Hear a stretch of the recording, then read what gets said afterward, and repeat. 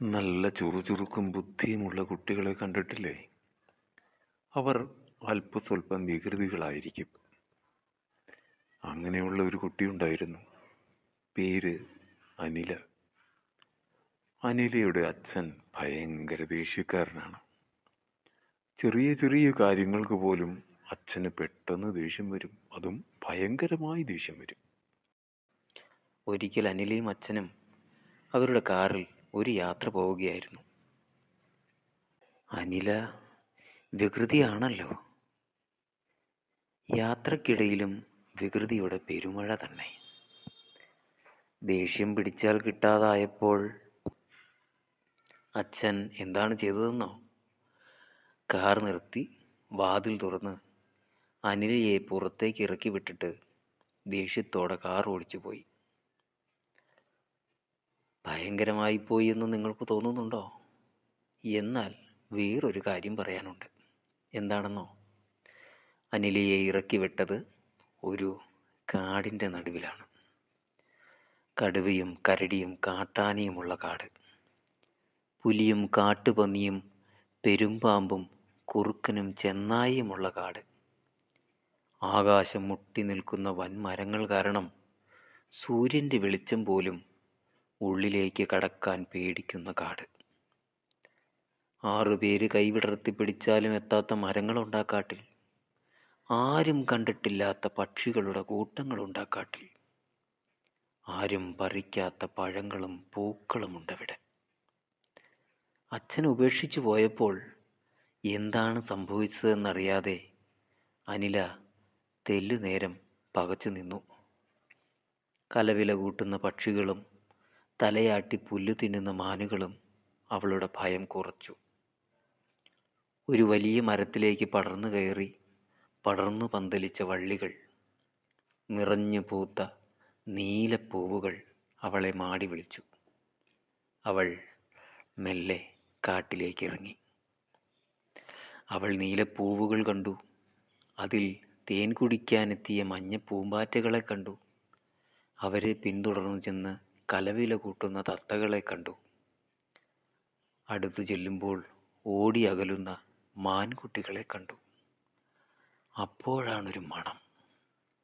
മൂക്കിലേക്ക് നുഴഞ്ഞു കയറിയ ആ സുഗന്ധം അവളെ കാട്ടിനുള്ളിലേക്ക് വലിച്ചു കൊണ്ടുപോയി. കാട്ടുമുല്ലകളുടെ ഒരു തോട്ടം തന്നെ ഉണ്ടായിരുന്നു അവിടെ. അതിനെയും വെല്ലുന്ന സുഗന്ധം വന്നത് പേരറിയാത്ത ഏതോ ഒരു പൂവിൽ നിന്നാണ്. ചുറ്റിപ്പറക്കുന്ന തേനീച്ചകളുടെ കൂട് കണ്ടു. അതിൽ നിന്നിറ്റി വീഴുന്ന തേൻതുള്ളികൾ നുകർന്നു. അവൾ ഒരു ഉല്ലാസയാത്രയുടെ രസത്തിലായി. അപ്പോൾ കാടൊന്ന് കുലുങ്ങി. വള്ളിപ്പടർപ്പുകൾക്കിടയിൽ നിന്ന് വലിയൊരു പാറക്കല്ല് പുറത്തു വന്നു. അല്ല, അതൊരാനയായിരുന്നു. ഒരു പിടിയാന. അമ്മയാനയുടെ വാലിൽ തൂങ്ങി ഒരു കുട്ടിയാന. കാട്ടിലതാ വേറെയും ആനകൾ. അനില ഒന്ന് പേടിച്ചു. ഏതോ ഒരു പക്ഷി ഉറക്കെ ഒന്ന് ചിലച്ചു. എനിക്ക് നിന്നോട് കൊഞ്ചാൻ സമയമില്ല എന്ന് പറയുന്ന മട്ടിൽ ഒന്ന് തിരിഞ്ഞും മറിഞ്ഞും നോക്കിയിട്ട് ആനയും കുട്ടികളും ഒക്കെ കാട്ടിലേക്ക് തന്നെ കയറിപ്പോയി. അനിലയുടെ കൈയും കാലും വിറച്ചു. നിൽക്കാൻ വയ്യാതായി. ഇരിക്കാനാണെങ്കിൽ പേടി. ഒരു വിധം അവൾ അവിടെ നിന്ന് വലിഞ്ഞു നടന്നു. കുറച്ചകലെ ഒരരുവി ഒഴുകുന്നു. അപ്പോഴാണ് തനിക്ക് വല്ലാതെ ദാഹിക്കുന്നു എന്നവൾ തിരിച്ചറിഞ്ഞത്. അരുവിക്കരയിൽ ചെന്ന് കൈക്കുമ്പിളിൽ വെള്ളം കോരി കുടിച്ചിട്ട് തിരിയുമ്പോൾ തവിട്ടും കറുപ്പും വരെയുള്ള ഒരു പശു നിൽക്കുന്ന പോലെ തോന്നി. ഒന്നുകൂടെ ഒന്ന് നോക്കി. പശുവല്ല, വലിയൊരു കടുവ. കടുവ ചെറുതായൊന്ന് മുരണ്ടു. വായൊന്ന് പൊളിച്ചു. അവളുടെ കൈപ്പത്തിയോളം നീളമുള്ള പല്ലുകൾ. കടുവ വാലുയർത്തി ഒന്നാട്ടി. ആദ്യത്തെ പക്ഷി ഒന്നുകൂടെ ഒരു മുന്നറിയിപ്പ് പോലെ ചിലച്ചു. ഞാൻ ചുമ്മാ ഇതിലേ അങ്ങ് പോകാൻ വന്നതാ എന്ന മട്ടിൽ കടുവ നടന്നുപോയി. അപ്പോൾ എവിടെ നിന്നെന്നറിയാതെ കുറേ കുട്ടിക്കുരങ്ങന്മാർ അവളുടെ മുന്നിൽ വന്നു ചാടി. കടുവ തെല്ലകലെ നിന്ന് തല ഉയർത്തി ഒന്ന് നോക്കി.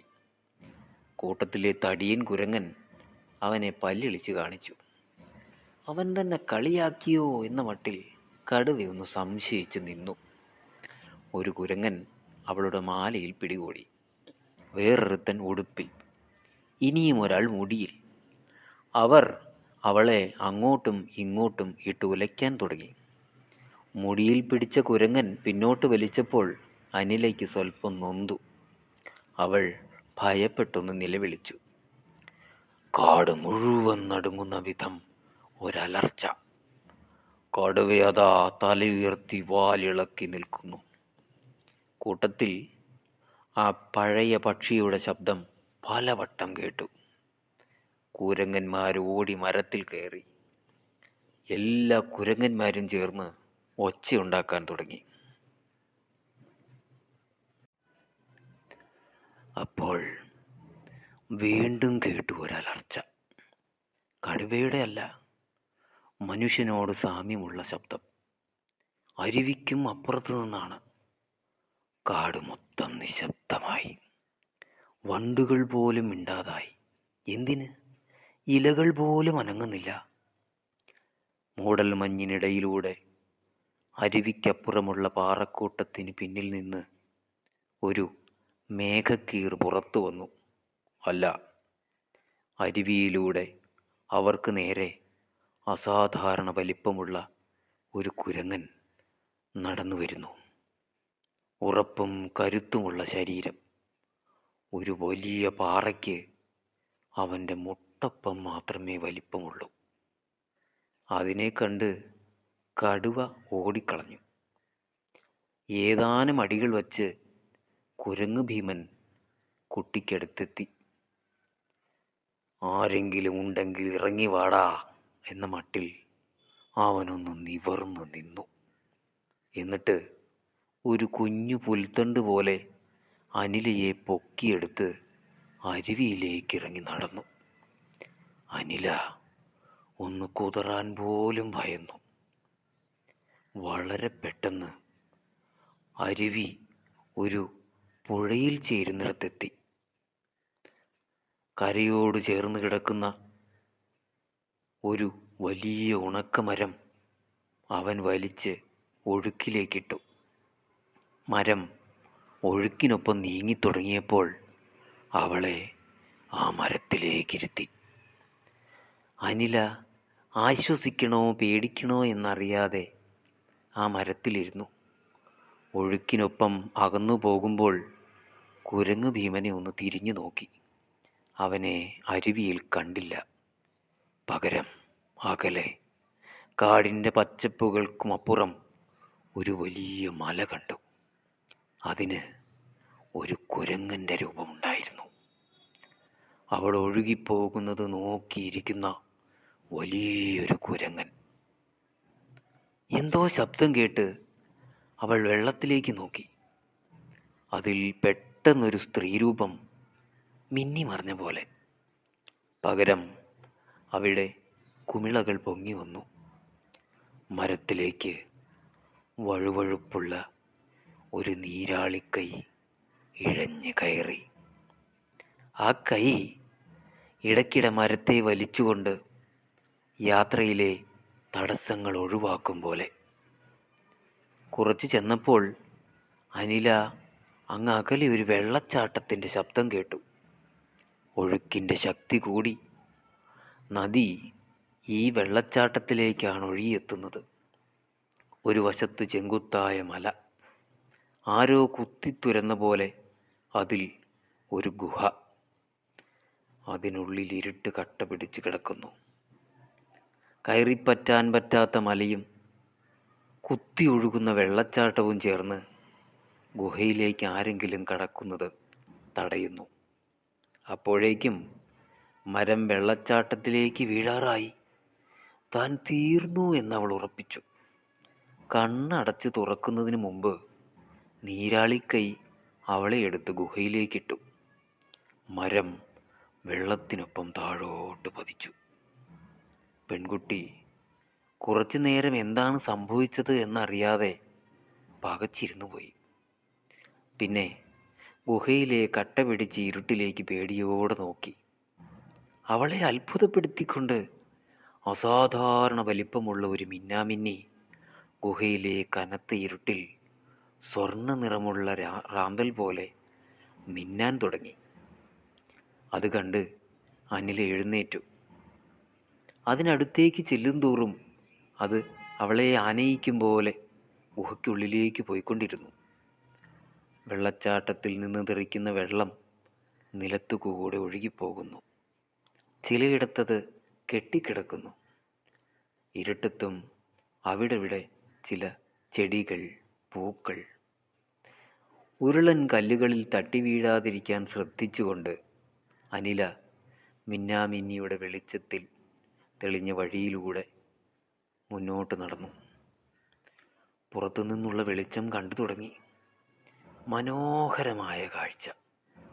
പച്ചപ്പിൽ പൊതിഞ്ഞു നിൽക്കുന്ന മരങ്ങൾ, ചെറിയ വെള്ളച്ചാട്ടം, വെള്ളച്ചാട്ടത്തിൽ നിന്ന് തെറിക്കുന്ന ചെറിയ വെള്ളത്തുള്ളികൾ മൂടൽമഞ്ഞു പോലെ തങ്ങി നിൽക്കുന്നു. അവൾ കാഴ്ച കണ്ട് അന്തിച്ച് നിന്നപ്പോൾ ഒരത്ഭുതമുണ്ടായി.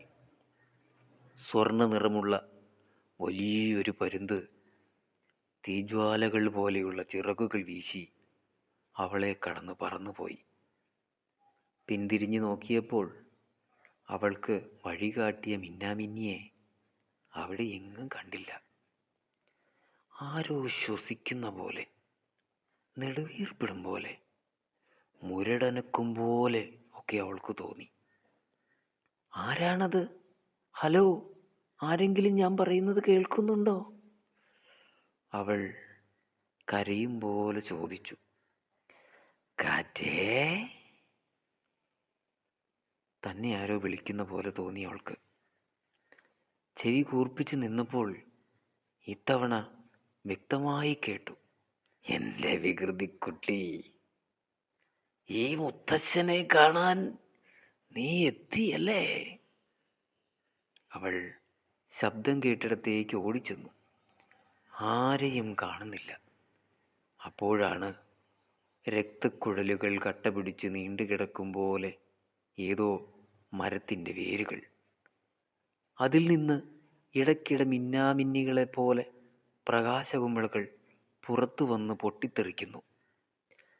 ചിലതിൽ നീല വെളിച്ചം, ചിലതിൽ മഞ്ഞ, മറ്റു ചിലതിൽ ചുവപ്പ്, ഇനിയും ചിലതിൽ പച്ച. അതവളെ നടക്കാൻ ക്ഷണിക്കും പോലെ അകന്നകന്നു പോയി. ചെല്ലാത്തപ്പോൾ വീണ്ടും അടുത്തേക്ക് വരും. അതിനെ പിന്തുടർന്ന് ചെല്ലുമ്പോൾ ആരോ കളിയായി അവളെ പ്രോത്സാഹിപ്പിച്ച് ചിരിക്കുന്നു. ഒടുവിൽ അവൾ ഒരു പേരാൽ കാട്ടിലെത്തി. ഒരേ ഒരു മരം, അനേക വർഷങ്ങൾ കൊണ്ട് ഒരു പ്രദേശം മൊത്തം പടർന്നു പന്തലിച്ച ഇടം. കാറ്റേ? വീണ്ടും അതേ വിളി. അവൾ മരത്തിലേക്ക് നോക്കി. ഇപ്പോഴും ആരെയും കാണുന്നില്ല. ഉള്ളിലേക്ക് വീണ്ടും ഭയം കടന്നു വരുന്നത് പോലെ.